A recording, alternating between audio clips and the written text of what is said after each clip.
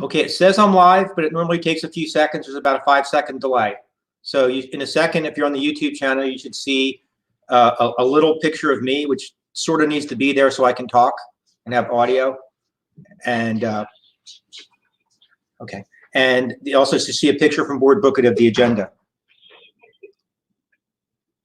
So I'm looking at it now, and I see the logo listed April 9th, 12:52. It's working for me now. There's a delay. It takes a second. Yep, there we go. Perfect. Those people out in the sticks, it might not work right away. So, and just to make sure I can, are you guys okay with me sharing the go to meeting screen? Sure, go ahead. I probably wouldn't, but doesn't matter. Well, I don't. I just want to see if I can.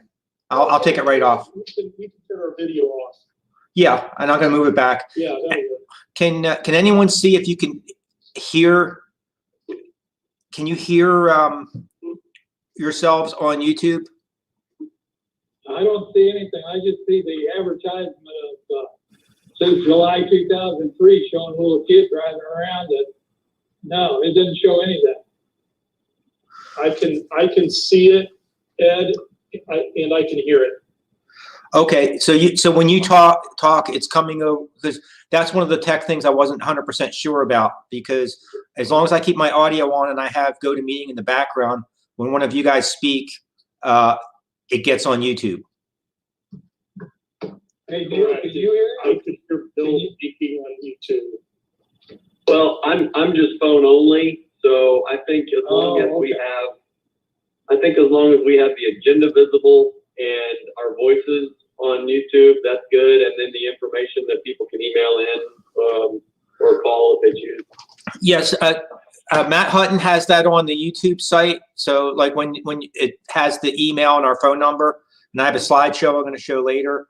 If provided we don't have any technical glitches, just for information for any other business before the board, and I have it in there as well. So. Okay. I think this should move fairly quickly since we've got a few table items. We do have some action items, but as long as the technology is working and everybody can hear okay, we should move pretty quickly. Yeah, I'm pleased it's working. yeah, that's good. That's a good thing. This is Jim Urban. I'm on now. Hi, Jim. Hey, Jim. Jim? Yeah. This is Aaron. Yeah, I am on. All right, Aaron. Hey there. This is Ryan Ottinger. I'm on also. Good video. Is Dan on yet? Okay, we still have a few minutes.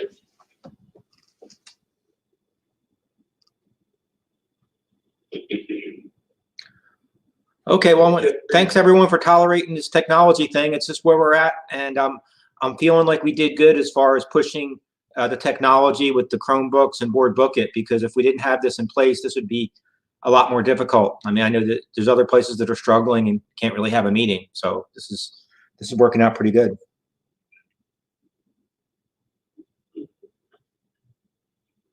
I wish it could come up on YouTube for me, but it won't. Hey, Bill, are you on the utility YouTube channel? Yeah, I'm on channel 19. But it's not coming up.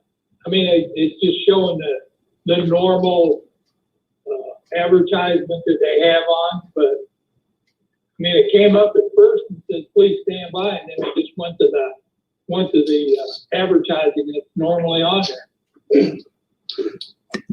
Is there an ad to skip? Yeah, I can actively see or hear you on the YouTube channel independently.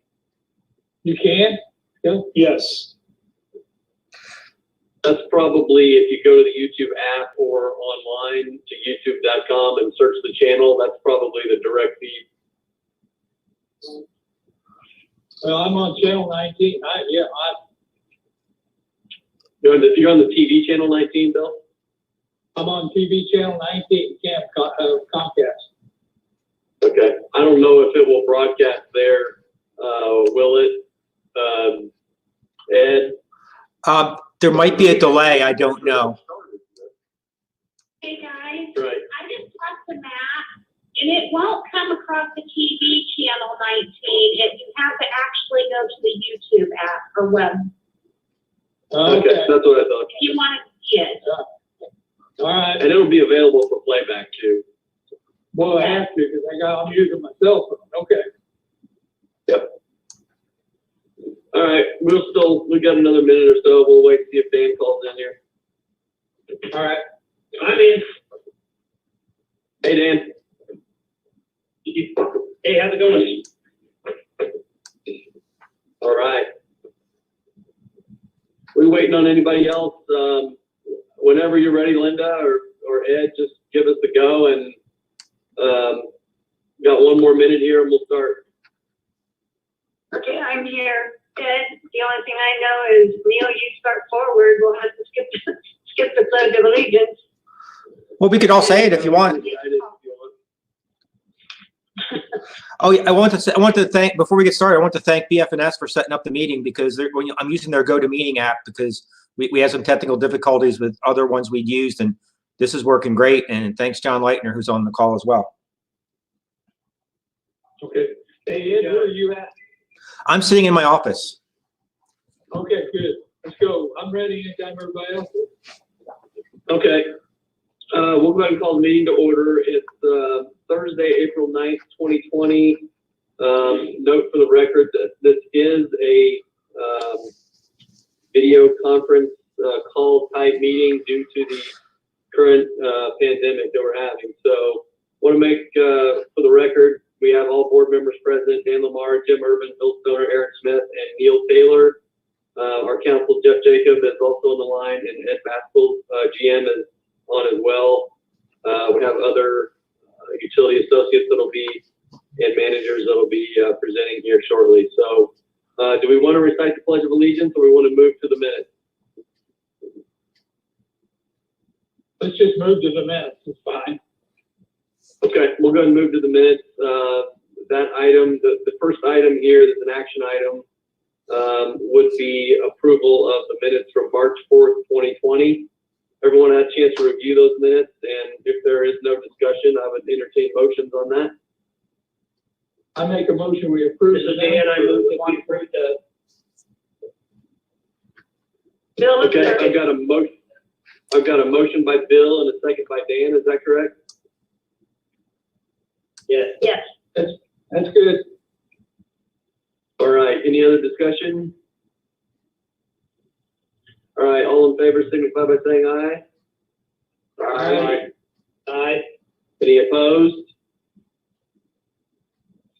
Okay. Thank you. I will back up shortly. I just want to make sure that I confirm for the record that this meeting was appropriately notified and advertised. Correct, Linda? Yes, it was. This Okay, is thank you. Jeff, and it's also being conducted pursuant to the governor's executive order on municipal meetings, and was noticed with that in mind. Okay, thanks, Jeff. All right, the next item on the agenda is the electric capital improvement project and lighting study. From what I understand, we want to table that item. Is that correct? Let me address that one. Yeah, we do want to table it, but let me just explain a little bit. We have had several meetings with the city regarding the Light the Night campaign, and it folds in very nicely with producing a capital plan for our electric utility that is similar in scope to what we've done for water and wastewater. But we had this plan to be on the agenda prior to the coronavirus pandemic outbreak, and we've had meetings with the Finance Committee where we are looking to forego any non-essential capital spending, at least for the short term, to see how things break out. So being the general manager, we were ready to go, but I wanted to bring it to the board anyway, and so that you guys know that we're doing it and that we're trying to meet our future needs, but I was going to recommend we table it and provide any discussion points on this item with the documents that you have and answer any questions. So with that, I'd recommend that you table it. Okay, thanks, Ed. With that in mind, do I have a motion to table this item? I'll make a motion. Motion made by Jim, seconded by Bill. That's right. All in favor signify by saying aye. Aye. Aye. Aye. Any opposed?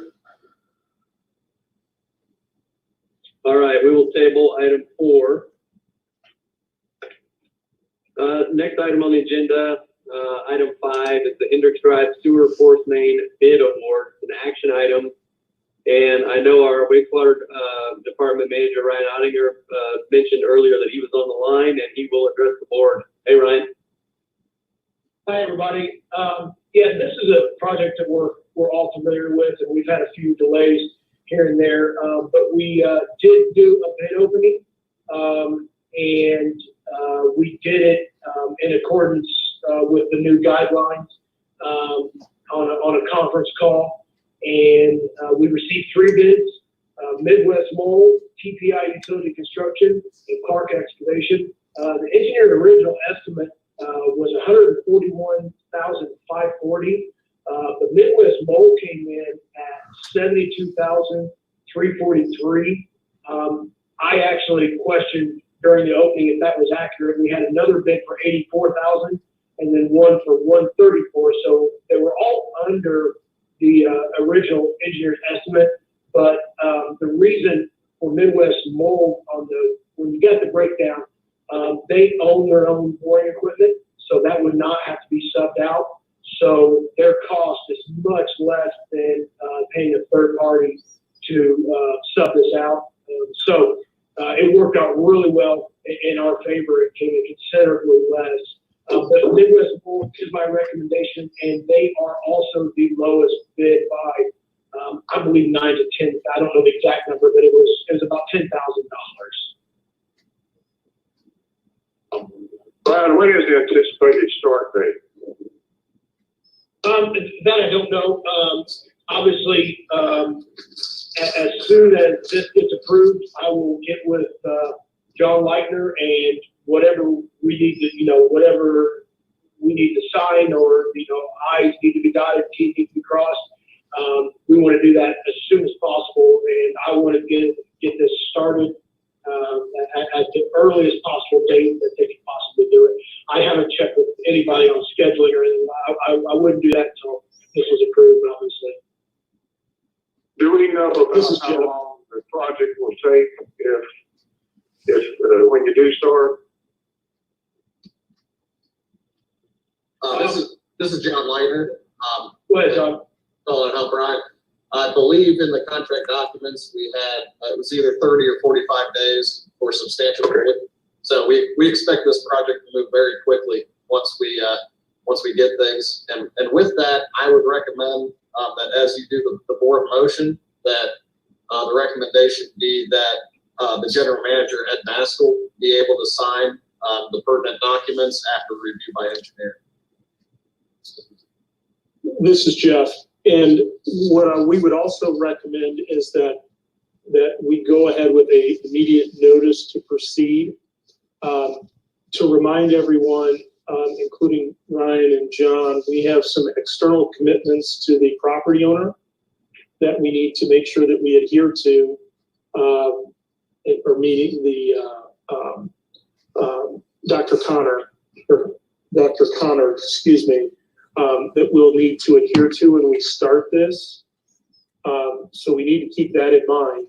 That having been said, the goal is to make sure that we get this done. And the thought process is that if there's any materials that need to be ordered, this is not a huge project, so there's a lot of this would likely be on hand. So what we will do, and I'll talk to John and Ryan offline about this, is attempt to get the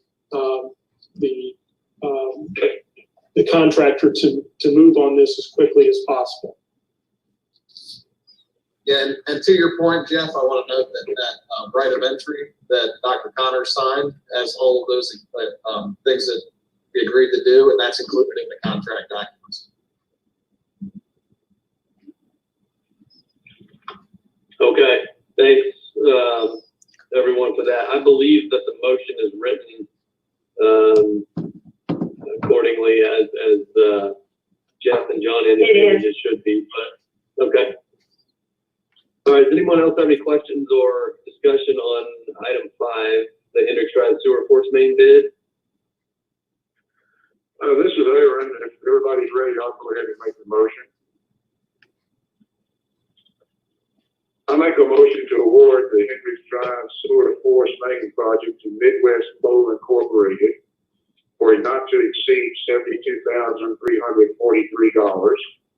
and authorize General Manager Basco as signatory for all pertinent documents. The agreement will be approved by legal counsel before execution by General Manager Basco. This is Jim Urban. I'll second that motion. Dan Lamar, second. Okay. All right, got a motion by Aaron, seconded by Jim. Any other discussion? All in favor signify by saying aye. Aye. Aye. Any opposed? All right, thank you everyone for that. Next item is also an action item. It's the 69 kV change order from Gaylor, and I believe Ed indicated a possible table on this item too, Ed. Yes, let me address this one. The Gaylor project for 69 kV ended in October. And at that point, Spectrum Engineering, the engineer on the job, told us there were no change orders. And I think I reported that to the board as well. Well, I'm working on them with Jeff Jacob and on the retainage and working with our internal team. It appears that they do have a change order. They just have not submitted it for legitimate work from which we've gotten good value.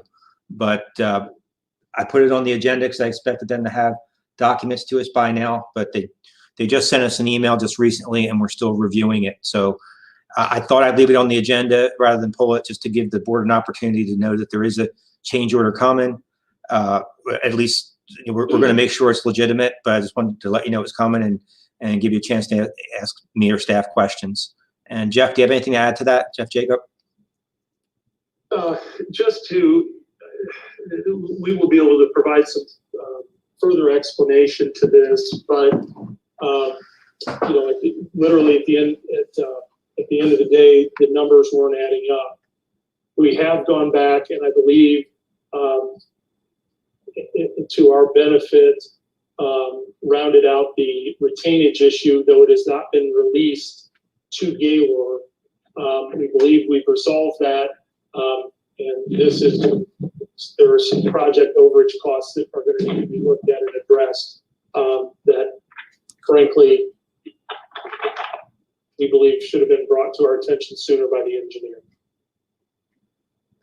Yeah, I would agree with that. And the same is going to be true with item 7 with the invoice for their overage. We think it's legitimate because they spent a lot more time on the project with how long it took than what they had budgeted, and it makes sense, but it would have been more appropriate if they brought it to our attention a little bit sooner.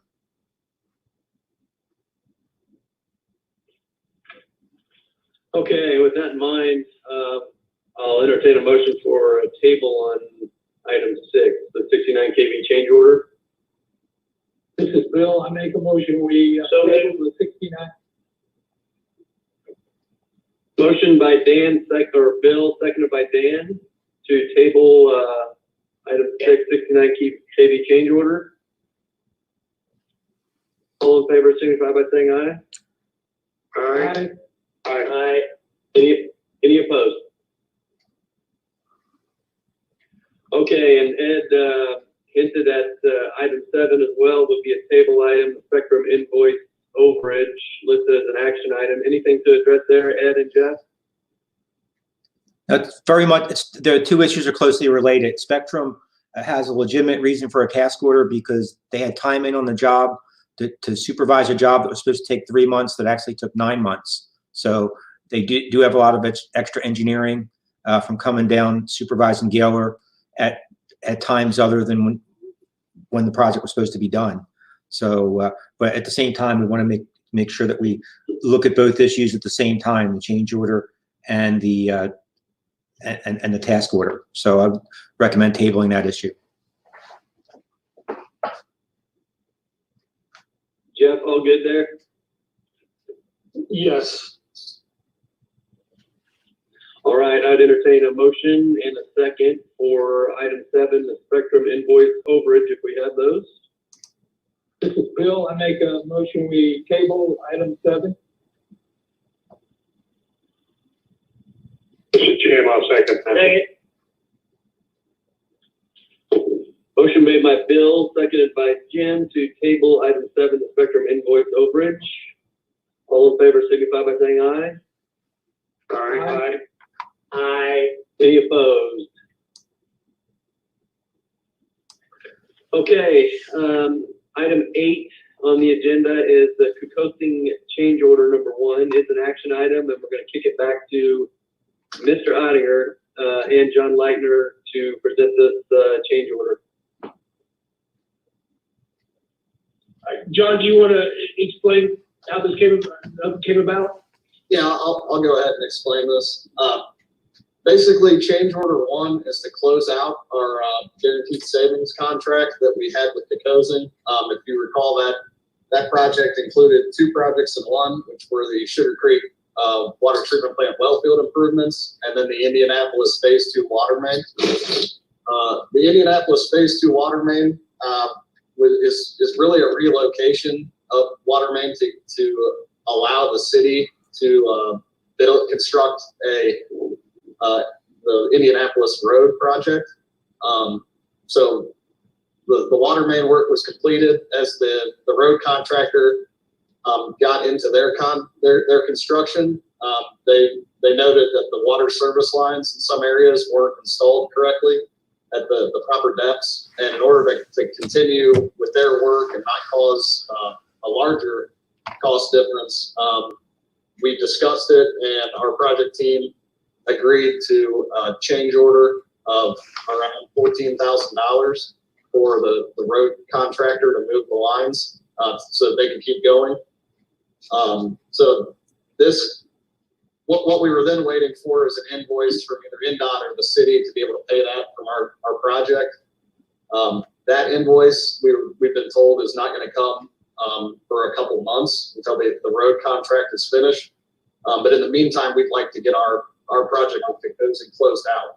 So the solution we've come up with is to reduce the guaranteed maximum price by $13,898.65, and to use that amount of money to be transferred from Lebanon Utilities to the city of Lebanon to be held until they get that change order from INDOT.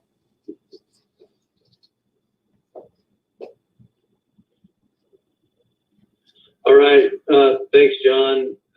Ryan, anything to add to that? And if not, we'll take questions or discussion from anyone else. Yeah, this is Ryan. Just real quick, the reason it wasn't, I just want to make sure that we know that it wasn't DeCozing's work that was wrong. What happened was they had went off the elevation of the current of Indianapolis Avenue at the time. And if anybody's been down Indianapolis Avenue, you realize how much deeper they went by RENC in that area. And that's what caused the service lines were exposed, but they were not below fall line where we were comfortable with them possibly freezing in the wintertime. So they had to be kind of lower and reworked. So instead of calling DeCozing back in and having them mobilize again, this would be a much cheaper option of just having the current construction crews that are there for the city to go ahead and do those. So that's why we had to change order, because it would have probably it would have definitely cost more. We did offer this to DeCozing. They said it was cheaper for them or for the current construction to just go ahead and do it than for them to remobilize the team back on site. So that's how we came about the change order for the city to go ahead and take care of this. And really important to note, here is that this is not a change order adding to your guaranteed maximum price. This is a change order so that you can provide money to the city to be able to pay this. So that it's reducing the amount of money that Kekosing ultimately gets. But This is Jeff. To add on that as well, I do want to congratulate Butler, Fairman, and Stiford, and specifically John Leitner for demonstrating specifically how a change order process should happen in light of previous agenda items. Good job, John. okay. Yeah, thanks, John. All right. Good job. Good job. All right, if there are not any other questions or discussion, I'd entertain some motions on. Actually, I'm sorry, Bill, this is Aaron. I evidently don't understand this type of project as well as my other board members, so I want to ask just a question. So this guaranteed savings contract, if there are savings, it goes to the contractor? No, if there are savings, they are returned to the owner of Lebanon. The owner. So what, I don't understand when we're talking about payment to Kekosing that this payment will be reduced. Would you explain that a little bit more, please? The change order is reducing the contract amount. Oh, okay. Hey, John, so I guess to simplify, the money would have gone to Kekosing for this work, but instead it's going to the city's contractor. So essentially it's just moving a payment from one person to another for work that was conducted. That's correct. I mean, the other way we could do this is to pay Kekosing completely and then ask Kekosing to repay this later. But we feel like in talking with Kekosing, this is a lot cleaner. You know, we don't want to have to keep writing checks back and forth to get this work covered. It would also, I mean, had the invoice come from NDOT or the city before now, they would have just paid it and we wouldn't have had a change order. It would have been the same price. But again, I just want everybody to realize this isn't costing Lebanon Utilities any additional money. It's really just shifting funds. Right. So this is Jeff. Sometimes guaranteed savings contracts are a little bit misleading in the title. They're really they're a guaranteed energy savings contract, and there's a specific set of providers that can perform these that are registered with the state, and the goal is to reduce the operating and really energy costs of a building or a project. And to carry on with that and to give Kekosing some good due on doing a great job on the project, we could take what Kekosing would have saved and given it back to Lebanon Utilities, but in working with Ryan and other staff, there were savings that were identified that there were things within the plant that we didn't originally have in the scope that were able to be fixed. So we added an alarm on the chlorine room is one that I can really think of that was outside of our original scope, but because Kekosing did a good job of generating savings, we were able to get that work done. John, this is Ryan. That's correct. We were actually able to put chlorine detecting sensors, which we did not have at both water plants because of that savings, and brought us into compliance with IDEM and obviously made things way safer. Then that was able to be hooked into the SCADA system. So now if that chlorine detector goes off, the on-call personnel gets a phone call before they ever step foot in the building. They're aware of what the potential danger is, as opposed to in the past, we would have to actually go into the room to see or smell if there was a chlorine leak. So there were many opportunities that we were able to improve on because Kekosing was so diligent with their budget. This is Aaron. I want to say thank you for all the explanation. And I'm ready to All right, proceed. thanks, guys. If someone wants to make a motion for that. Yep, go ahead. Well, this is Aaron. I'll go ahead and make the Okay, motion. this is Dan. But Dan, you make the motion. Go ahead. No, that's all right. No, that's okay. It's okay. Go ahead, Aaron. Not a problem. I move to approve proposing, deductive change order number 1 in the amount of $13,898.65 with the intent that $13,898.65 of retainage from the water treatment improvement project phase 2 and 3 be routed to the city of Lebanon to utilize to pay NDOT through the city's Indianapolis Avenue Road project.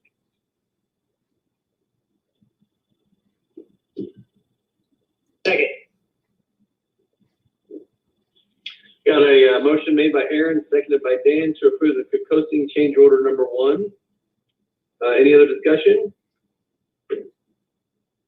All in favor signify by saying aye. Aye. Aye. Any opposed? All right, thank you everyone for that.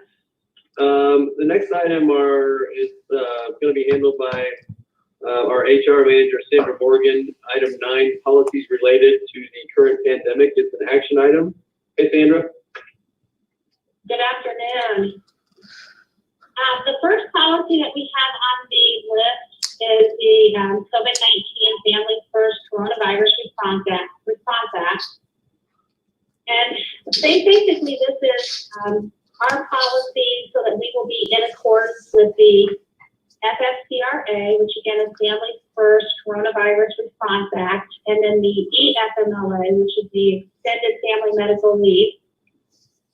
And there's really 2 parts to this policy. The first part essentially gives our full-time employees 80 hours of supplemental leave. Now, those 80 hours can be used for various reasons that you'll see in the policy, but one would be like a confirmed positive, if the employee is exhibiting any symptoms of COVID, or if they have to be seeking a diagnosis.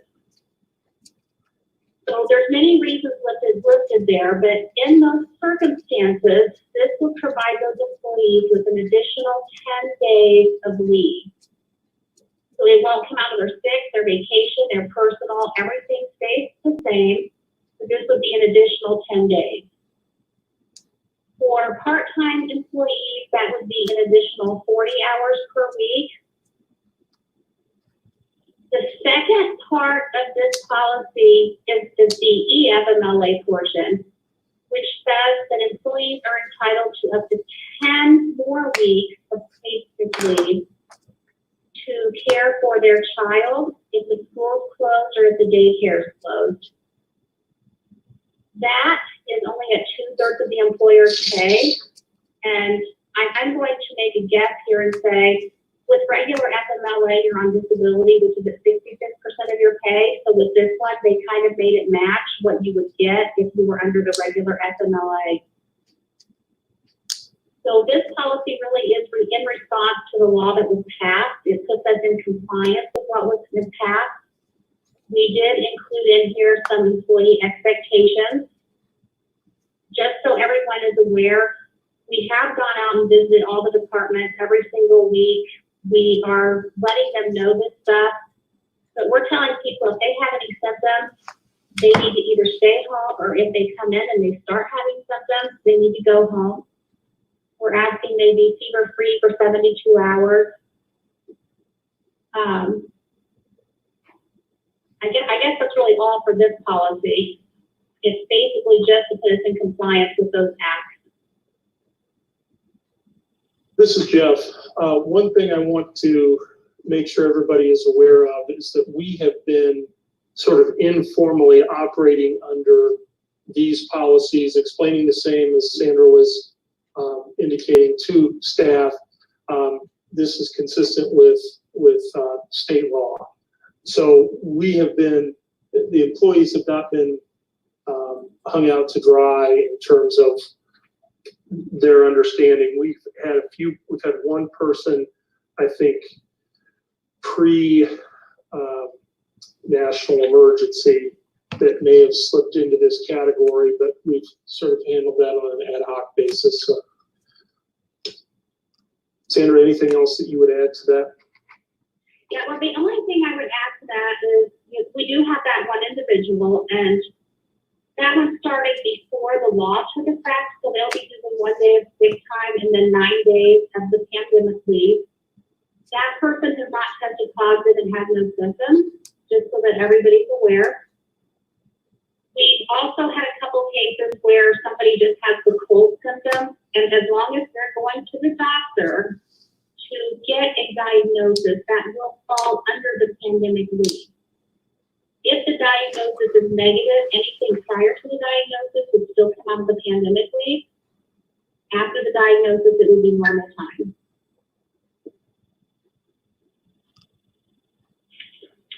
Okay. Thanks, Sandra. And this is the pandemic leave policy, so it looks like we have two different, probably need two different motions on these two. So does anybody else have any questions for Sandra?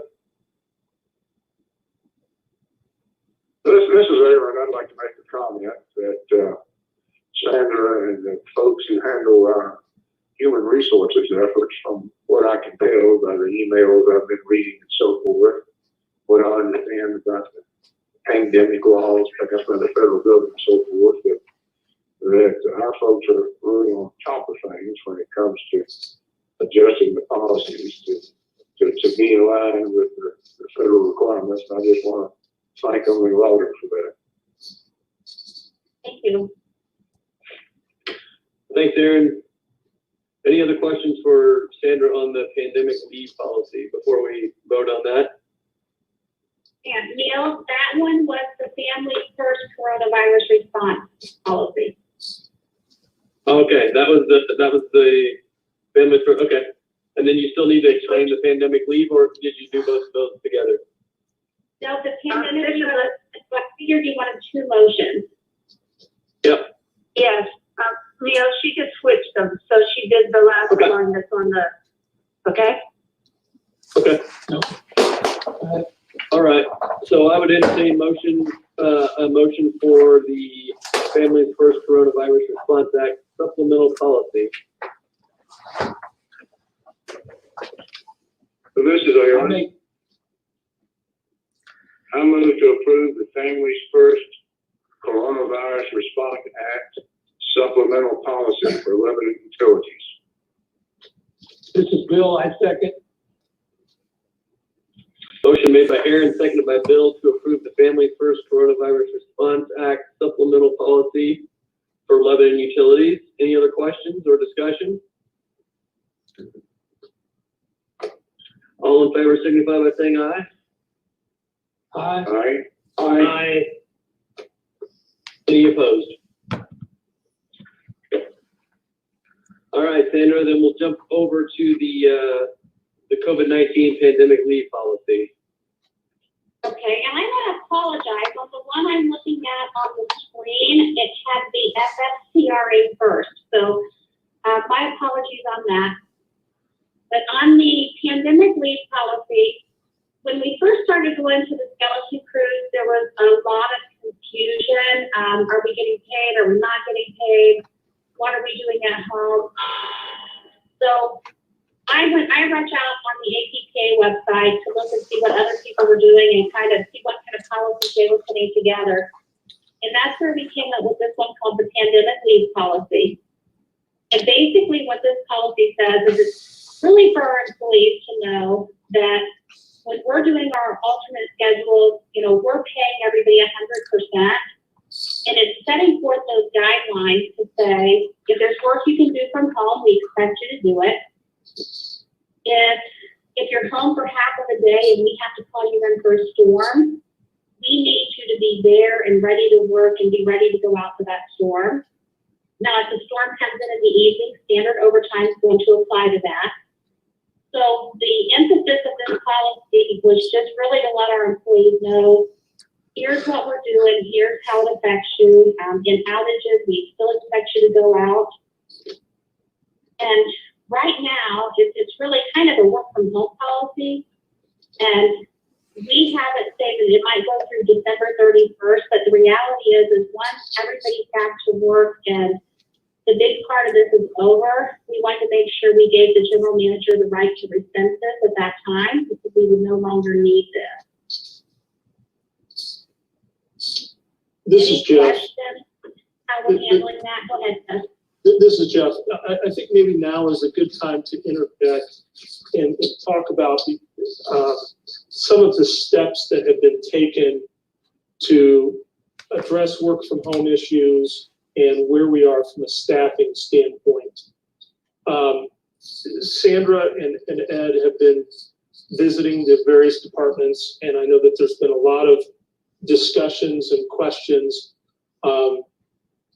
making sure everybody understands social distancing, what it means to be an essential, what I would call an essential service, and how to handle work from home. Ed has been pretty creative in coming up with some dividing staff into different non-crossover or cross-contamination shifts, and then providing some at-home training that can be done, and just to keep production up in useful time. So, the discussions that have been had are trying to balance, keeping people on call 24/7 for needing to respond to an emergency, keeping the system running, providing people income, and being productive in their operations. So there's been there's walking a line, as all businesses are, on where that happy medium exists. I think the majority of our staff, and Sandra, and Ed, you can correct me if I'm wrong, all want and need to be working. And it's trying to balance that versus the exposure issues. So really what's happened in the last weeks is we have ratcheted down to basically kind of a half-staff situation. Telcom, there's been some creative things done relative to limited installations, and making sure that people are work from home and students have service.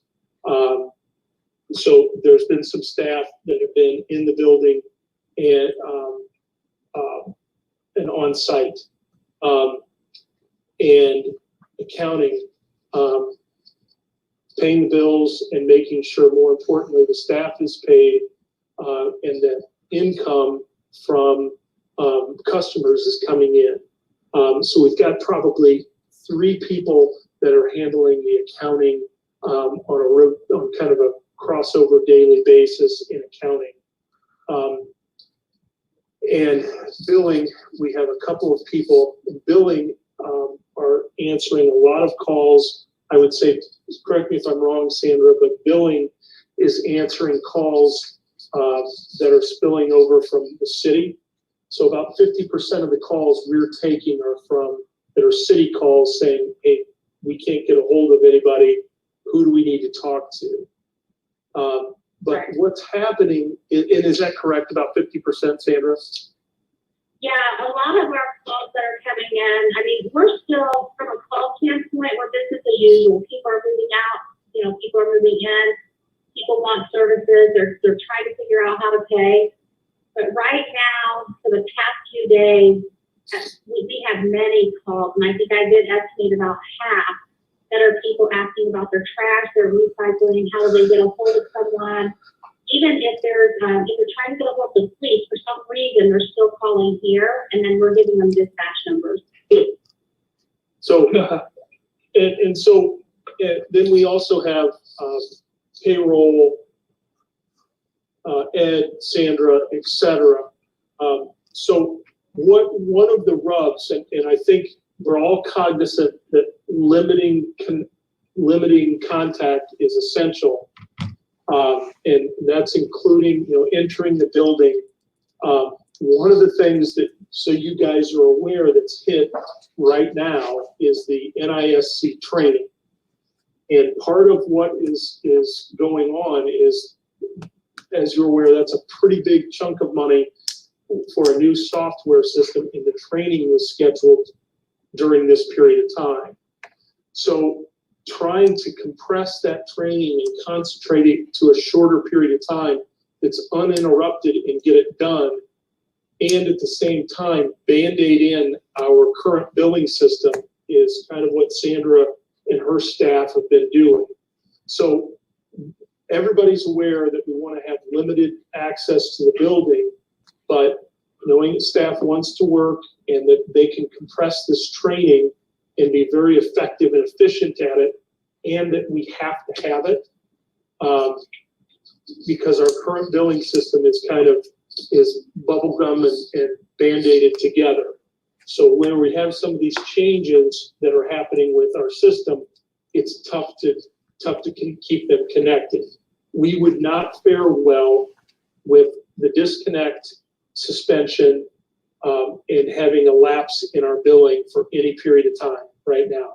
So Sandra and Ed and I have talked, I believe that is an essential service, that billing has got to be something that's a priority, in making sure we're able to pay our INPA bill, et cetera. So having said that, what is also happening in some of the departments, including the city building, is that there are discussions on, or there's policies on how and when to clean, every 2 hours, or as you begin a shift, you clean, as you end a shift, you clean. Individual people are not entering individual offices. The offices, people are spaced 10 to 18 feet apart, in most cases. And so we're very, very cognizant of what, the need to be kind of appropriate and socially distanced. When you drive by the parking lot, you see a number of cars. Some of those of our staff, the planning department has been in, the city has had personnel that have been in. Sandy has got 3 people that are coming in. We've got security, and then we have 5 non-used utility vehicles. So while there may look like there's a good deal of activity, it's not all us. So just so everybody knows that we've kind of ratcheted down to what we believe appropriate at this juncture. We can do operationally from staff, taking advantage of some slower time and concentrated training. So having said that, Sandra is probably more appropriate to answer some questions on it. And sorry to interject this relative to the policy, but I think it's important to dovetail into that issue. Right, and I will add on the NISD training, it was supposed to be on site originally, which is much better training when they're on site. We are doing that live, and we are spread out. I'm in an individual office doing mine. We have 2 girls in individual offices downstairs doing theirs. We have one lady sitting at a customer service desk, so she's at least 20 feet from me. So we are spreading people out as much as possibly can. We're not eating in the same room. No breaks are in the same room together. So we're doing the best we can. And like Jeff said, I'd be happy to take any questions on that. This is Bill. So I'm safe to assume that you're down. We're down to half staff. Is that correct? We were down to half staff. Yes, all of the field operations were down to half. With the NISD training this week, all of the customer service girls and billing girls have to be in that training. So we've spread everybody out into different offices to allow that to happen. And then we had to have some of the accounting ladies come in because we can't process any of the cash, credit cards, any of the mail or drop off because we're in this training. So they're coming in and getting that. They transferred the phones up to the 2nd floor, and they're taking care of all of that while we're doing this training. But again, it's only 2 of them up there, and they are in completely separate offices. So that's just for this week, correct? It's for this week and it'll be for part of next week. Right now, we're still working through the details of whether that they would provide the rest of that training next week or if it would be the week after.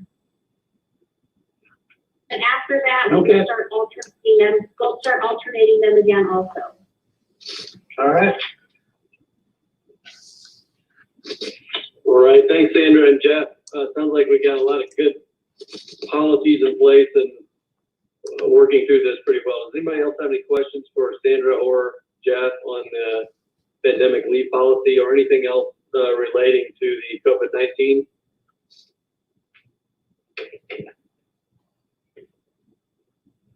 Okay, with that, I will entertain some motions for the COVID-19 pandemic leave policy.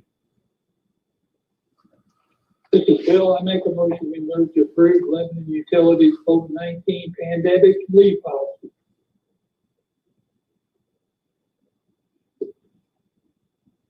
Mr. Chairman, I'll second that. Motion made by Bill, second by Jim to approve the Lebanon Utilities COVID-19 pandemic leave policy. Any other questions? All in favor signify by saying aye. Aye. Aye. Aye. Any opposed? All right, thank you, Sandra and Jeff, for that good information. Thank you. Next item we have is the retroactive approval of the March 18th, 2020 claims. These are claims from about almost a month ago that need retroactive approval. Has everyone had a chance to review those claims? Yes. Yes, and this is Aaron. I would just like to say, I like having the new system where we have the claims all online before the meeting, so that I have time to look over all of them and feel like I'm making an informed decision. So I just want to say that I appreciate the new change where that booking system has the claims listed online. Thank you. Yeah, I agree with that. It's very convenient to have those early. So I'll entertain a motion for the claims for March 18th, 2020.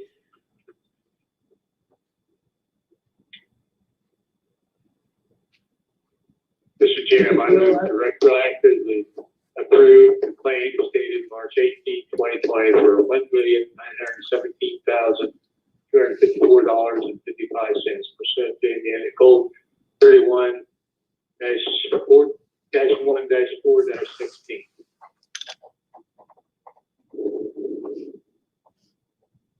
This is Dan.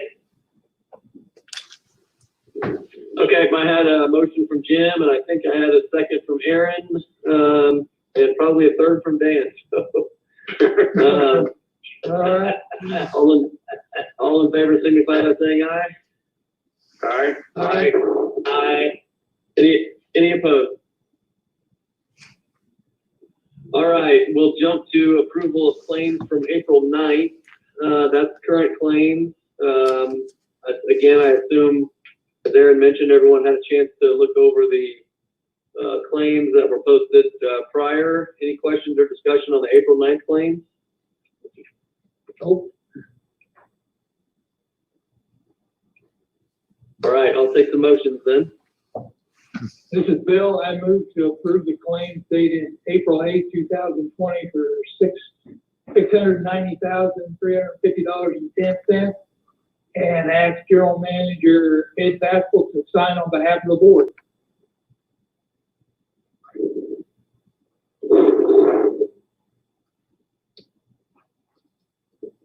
This is Aaron, second. Motion made by Bill, seconded by Aaron to approve the claims dated April 9th, 2020. All in favor signify by saying aye. Aye. Aye. Aye. Aye. Any opposed? All righty, thank you for the claim. The next item is other business that may come before the board. Ed, do you or anyone else have other business? Yes, sir. I have some slides that I'm going to try and share my screen right now. Let's see. I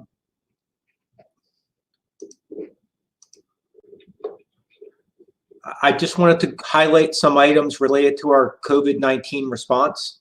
And I wanted to point out that at the bottom of this slide, there is an email for comments at lebanonutilities.com, or you can call our main number if you have a comment on anything having to do with the board meeting at 765-482-5100. And our customer service staff will take a message and route the call to me so that the board can address it. We also have this information on the YouTube channel so people can see it. So it's important that when we conduct these meetings, we allow the public to interact with us and make comments, and we're doing everything we can to make that happen in this difficult time. So I just wanted to highlight a few things about our current operations. There's no disconnects until further notice. We suspended disconnects probably 4 or 5 days before the governor put out his order to mandating suspension of disconnects. Alternate schedules for our staff are being maintained to allow for social distancing. I think Jeff Jacobs sort of covered that for us earlier.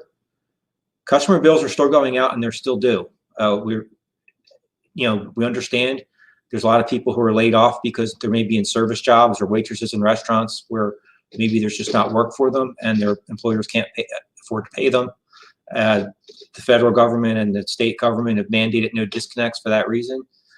But we are a not-for-profit utility. When we say not-for-profit, what that means is that we're generally more affordable than other utilities, but our profit margin, we don't have any profit. It's zero, whether it's a good economy or a bad economy. Our net margin is based on billing and will not be affected unless bad debt increases. So that means we would do more pay agreements with people if they eventually do pay. But non-payment for current bills has increased. Cash flow has decreased, and we're reducing spending to essential items. And as I discussed earlier with the capital project with the electric, our capital outlays are temporarily on hold, and I would recommend the board address that with the resolution at a future board meeting if this continues, just to cover what our future planning is going to look like. I think right now there's some uncertainty, and hopefully by the next board meeting, things are looking a little different as far as the COVID-19 pandemic. Let's see. Hang on.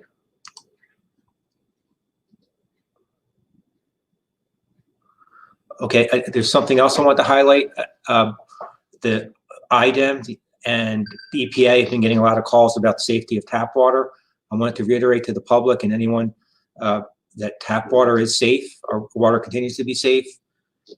There's no indication by anyone, World Health Organization or federal government, that COVID-19 is spread by water. In fact, water is a good thing because a lot more people are using water for cleaning and to help with their other services. Our demands are showing little to no change.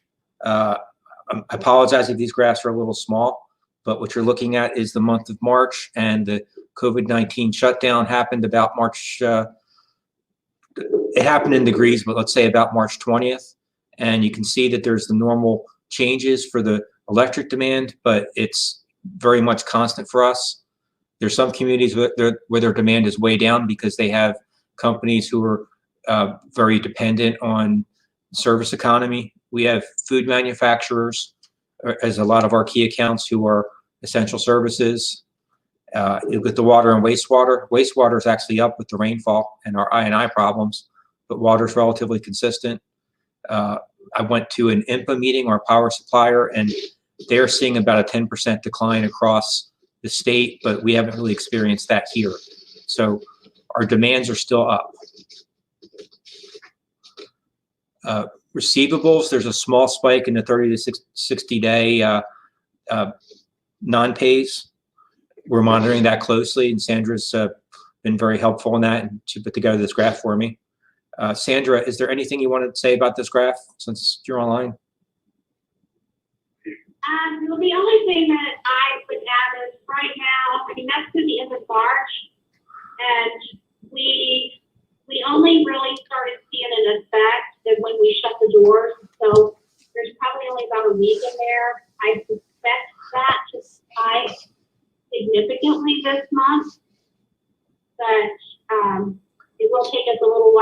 analyze that and provide those numbers out. But we are watching the disinfect every week. I have a separate spreadsheet comparing them over 3 years per cycle.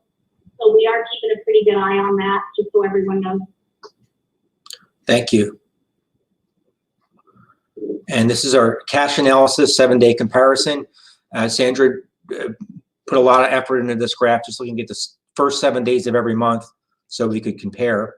And it looks like we're a little bit down. We're just trying to get as best at forecasting as we can be. But as you might expect, our cash is down, but we're going to have to watch it very closely. And again, Sandra, I'll defer to you. Anything else to add to that picture? The biggest thing right now, so if you look at the, if you can see, if you're online and you can see, if not, we can email these graphs out to everyone.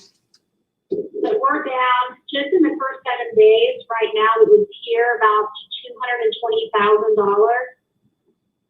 I would say about $40,000 to $50,000 of that is cash. We take in an average of $60,000 to $70,000 in cash every month. Normally closer to the first of the month. But right now, obviously, we are still getting a few cash payments in the Dropbox, not significant, but people are putting money in there. We are encouraging people not to do that. But I think 3 days this week alone, we have found money in the Dropbox. We do still continue daily to have people come to the doors and try to get in. We're obviously encouraging people not to do that, and we're using social media. If we see somebody come in, we let them know. But a big portion of that by the end of the month will be cash. But again, every single day I'm redoing this graph just so that we can see where we're at. Okay, thanks, Sandra. Next slide, I wanted to highlight that flushable wipes, that's a misnomer. They aren't. We haven't seen any major issues that Ryan's told me about yet, but it's a major issue in most sewer systems that people flush flushable wipes and clog up the sewer system. And it's an important time to highlight this, because with people are using a lot more wipes and doing a lot more cleaning. There's the toilet paper shortage and people are using alternative means sometimes, and we just want to caution them to not flush flushable wipes. And so let me, Ryan, are you still on? Do you have anything to add to that? No, I'm still on. We haven't seen any issues from that yet, but what they do is whatever made from, they don't disintegrate, they bind together.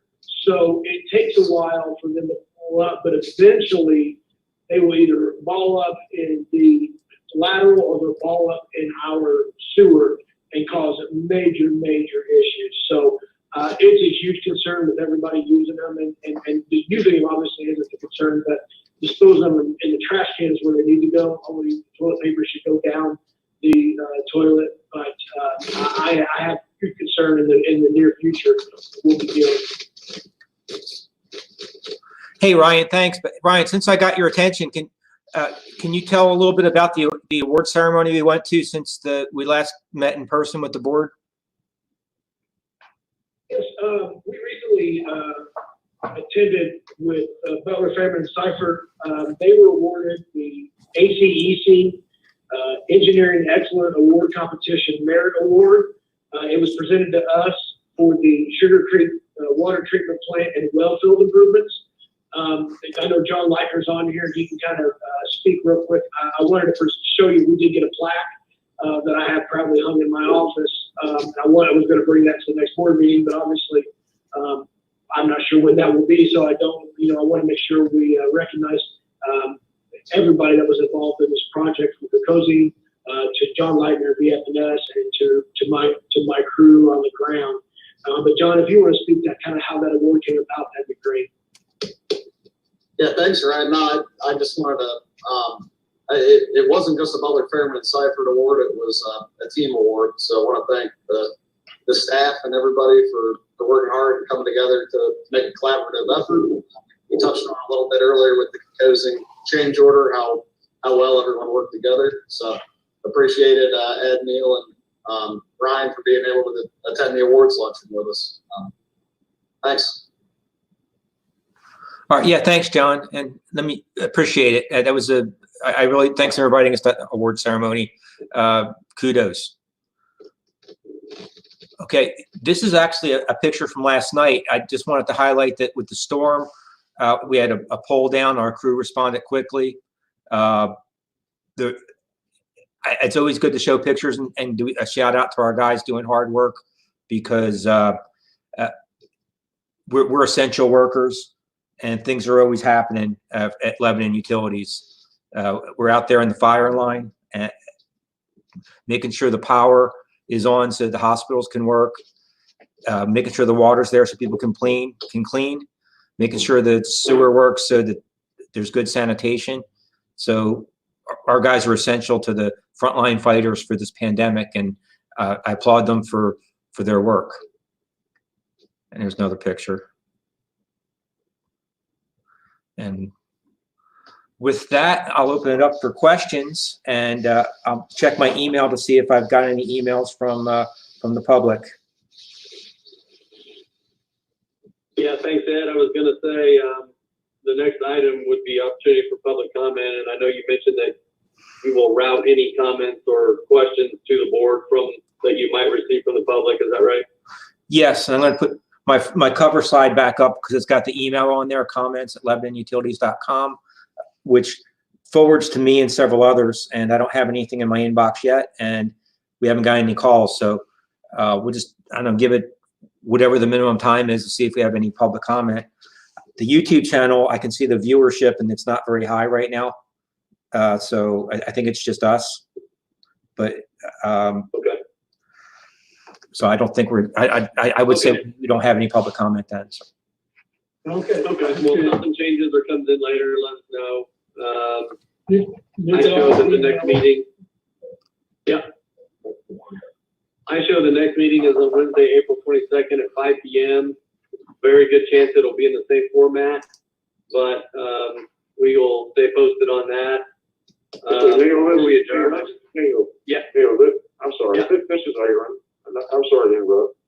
I'd like to ask Ed and Sandra if they would please email their slide presentation to me. I would appreciate an email copy of that slide presentation. I'm sorry to interrupt you. No problem. I can do it. Yeah, no problem. Anybody have anything else? I just want to say I hope everyone's staying healthy, and these are some unprecedented times for everybody. And I think everybody's doing a great job. And does anybody have anything else before we adjourn? No, the only thing, this is Bill, the only thing I'd like to say is I think that the board packet is a good tool, and I think it fits into our process very well. Yeah, I agree with that. This is Linda. I do want to say, as far as the board packet, since you brought that up, apologies to Sandra, because the board packet has the policies in one order, and your background, which is at the top of the page, is in another order. Totally my error. So sorry, Sandra. That's not a very big error. It's a good start, Linda. I think it'll work out fine. Good. Thank you, guys. Anything else from anyone? Yeah, Neil, this is Ryan. I'm so sorry, but I would be remiss if I didn't say how much my staff, well, and everybody that has been going through this crisis, the board, to Ed, to everybody on the ground, have been so open and cooperative in this entire situation. We're throwing changes at people left and right in an unprecedented time, and they are just absolutely responding and going with the flow. No complaints. No one person said, I don't want to come in. I don't want to do this. They've just been business as usual. So I just want to say thanks to everyone who, in this time, that has had to make sacrifices, and how much I appreciate everybody. All right. Thanks, Ryan. Well said. Anything else? All right. I'll entertain the motion to adjourn. This is Bill. I make a motion we adjourn. Second. Motion made by Bill, seconded by Dan to adjourn. All in favor, signify by saying aye. Aye. Any opposed? All right, thanks again, everyone. I know it was a strange type meeting, but I think it went